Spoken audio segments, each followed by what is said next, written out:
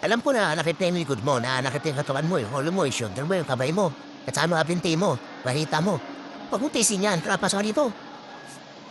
Oh, pasok ka dito. Huwag mo na tisin yung sakit na likod mo, dito na kayo. Oh, ayan, gusto mo relax? Oh, dito. O tara, may mga kwarto kami dito, papakita ko sa inyo. Oh, kaya ikaw, na nagtitis ng sakit na ramdaman, huwag mo na tisin yan. Punta ka na dito. Yan, dito lang sa Dasmariñas, second floor na Bintura Mall. Oh, ayan. Pero ay mga kwarto yan, malinis yan, mabango.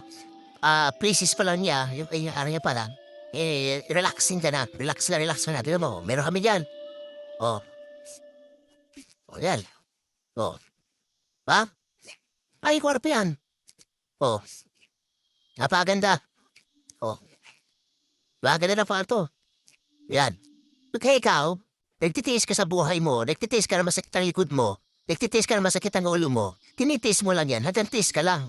Dumadami yan. Dumadami ang sakit ng likod mo, dumadami ang sakit ng ulo mo, dumadami yan. Para ka na mai-stress na, nakasunod yan, depression na, pag hindi mo na nakaya yung mga sakit sa mga pag-iisip mo o sa mga iniisip mo. Kaya, ano pa hinintay mo? O dito lang yan. So, makikita mo yan dito sa second floor, pagpasok mo dito, ito ang bubungad sa'yo. Ang MLY Massage Spa. Kung talaga sa mainit na to, yung patumpit-tumpit pa, yung pa, tagalin pa yung sakit ang nararamdaman nyo. Huwag mo na masalang tiisin. May mga solusyon naman. May mga paraan naman kung paano maibsan nyo para nakita ang katawan nyo. O, so paano? Hintay namin kayo, ah. Bye-bye.